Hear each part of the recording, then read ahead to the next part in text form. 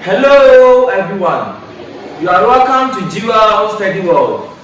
Today, our lesson will be on surds, introduction to surds. So under surds, you'll be learning simplification of surds, addition and subtraction of surds, multiplication of surds, radical surds, rationalizing surds, a lot. So please stay tuned and watch all the videos. Today's lesson will be on simplification of surds. Today's lesson will be on simplification of surds. So under surds, you have to know something. So I have here, note the following perfect squares. What is a perfect square? A perfect square is a number formed by multiplying a certain number by itself. So let's say, you multiply 3 by itself. 3 times 3, we have 9. So this 9 becomes a perfect square. So a perfect square is a number which is formed by multiplying any number by itself. So this 9 is a perfect square because it is formed by multiplying 3 by 3. Also, if we multiply 2 by 2, we have 4. 4 becomes a perfect square because it is formed by multiplying 2 by 2 or 2 with 2. And 2 with 2 is the same number, 2 and 2. Note, if multiply 3 by 2, we have 6. 6 is not a perfect square because 3 and 2 are different numbers. They should be the same numbers. So if you multiply the same number and a number by itself, then the result gives a perfect square. This is what you have to note. So we have here root of 9 is equal to 3. What this means is that when you multiply 3 by itself, we have 9. So root of 9 or the square root of 9 is equal to 3. What this means is that when you multiply 3 by itself, you have 9. So this 9 becomes a perfect square. Note that when we find the square root of any perfect square, we have the answer to be one of the numbers which multiplies itself. So this 9 is a perfect square, right? Yes, because it is formed by multiplying 3 by itself. Alright, so it means that the square root of 9, this 9 is a perfect square. The square root of 9 gives us one of these numbers. So you have the answer to be 3. So 3 times 3 is equal to 9. So the square root of 9 gives us 3. Here is it. Okay. So now the square root of 16 is equal to 4. It means that when you multiply 4 by itself, you have 16. Okay, so 16 becomes a perfect square. So 16 is also a perfect square. So you have 4 times 4 is equal to 16. So this 16 becomes a perfect square because it is formed by multiplying 4 by itself. Okay. We also have root of 25. The square root of 25 is equal to 5. This means that 5 times 5 is equal to 25. So 25 becomes a perfect square. Also, the square root of 36 is equal to 6. Okay, the square root of 100 is equal to 10. It means that when we multiply 10 by 10 or by itself, we have 100. Here you have the square root of 121 is equal to 11. It means that when you multiply 11 by itself, we have 121. So 121 becomes a perfect square. Now, let's solve our first example. So let's see our first example. We have simplify I, the square root of 27. Simplify the square root of 27. So you have the square root of 27. So we have to simplify this. Note that this number is not a perfect square. So in simplifying this, we have to express it, or we have to expand this number such that in the expansion we have to get a perfect square. Are you listening? So we have to expand this number, the number 27. We have to expand this number such that you have one of the numbers, or we have to get a perfect square in our expansion. So in expanding this one, we can say the square root. So 9 times 3 gives us 27. So 9 times 3 gives us 27. And here 9 is a perfect square. So I said that in your expansion, make sure that you have a perfect square in the expansion. So 9 times 3 is equal to 21. Yes. So we have not changed anything. This is the same as this. You have just expanded it. Yes. So 9 times 3 is equal to 27. Now we have 9 as our perfect square. Okay. So we can express this as the square root of 9 times the square root of 3. Note that when you have the square root of A times B, you can express this as the square root of A times the square root of B. Note this. So with this 2 is the same as this, and this is the same as this. We are just separating them.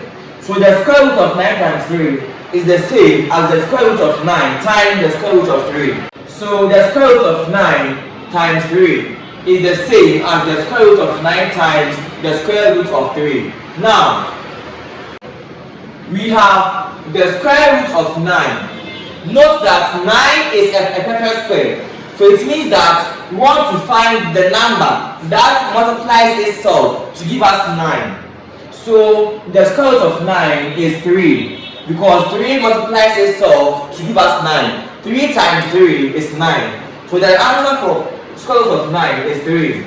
So you have times the square root of 3. You can't simplify this one further. No. So you have 3 times the square root of 3.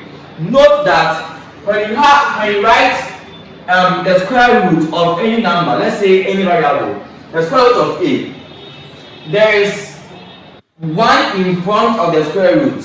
It is 1 square root of A, but we don't normally write the 1.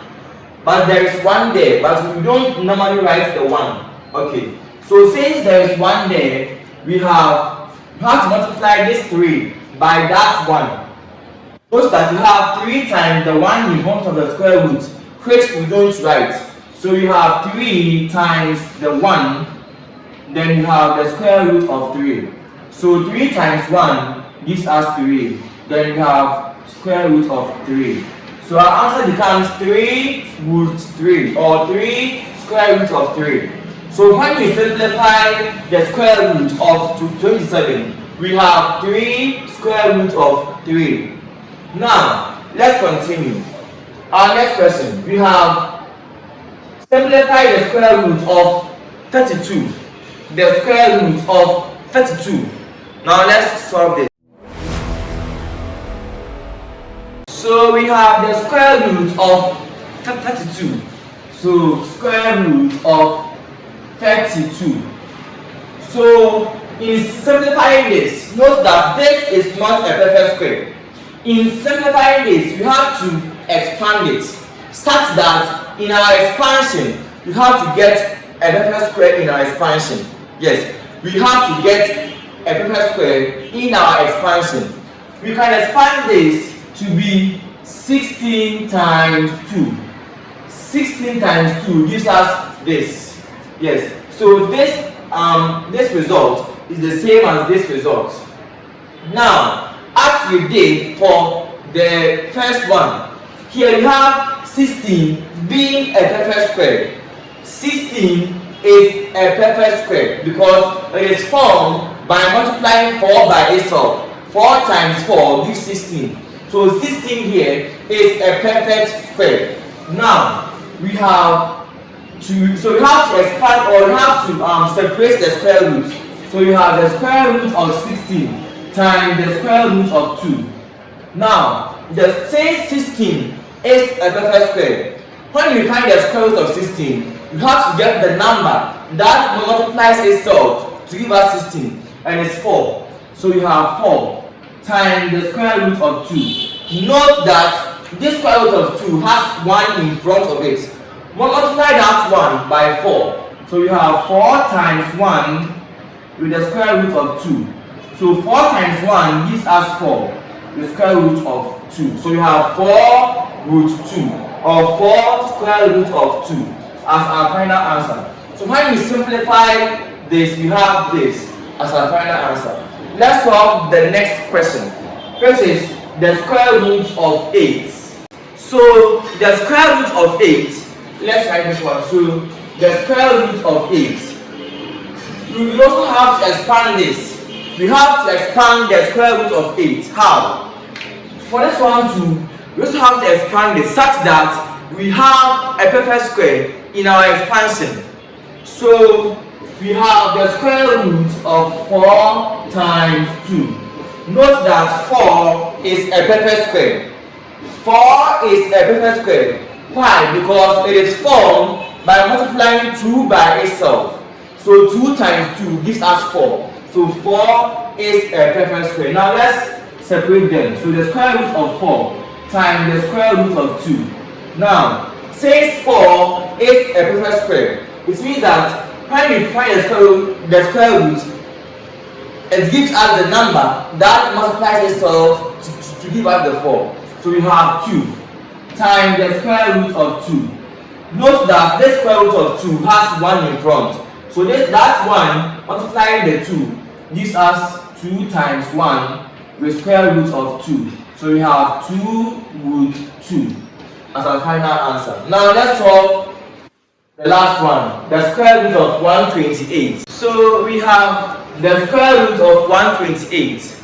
In simplifying this, we also have to express this, or we also have to expand this such that we have a perfect square in our expansion. So we have the square root of 64 times 2. The square root of 64 times 2. So this gives us 128. Note that 64 is our perfect square because it is formed by multiplying 8 by itself. 8 times 8 gives us 64. So this becomes our perfect square. Now we have the square root of 64 times the square root of 2. Giving us, so here we have 8 times the square root of 2. So we have 8 times 1 with the square root of 2. We have 8 root 2 as our final answer.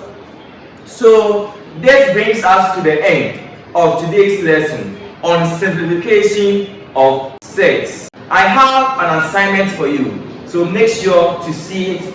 So make sure to solve the assignment before leaving this page. So these are the assignment questions. So we have simplified I, the square root of 200, I, the square root of 18, I, the square root of 98, IV, the square root of 75, V, the square root of 24. So make sure to answer all these questions and give me your answer at the comment section. This brings us to the end of today's lesson. This is Jewel's Study World. Make sure to like, subscribe, and also comment your answers and what you don't understand at the comment section, and I'll make sure to reply. This is Jewel's Study World once again. Subscribe. Bye bye.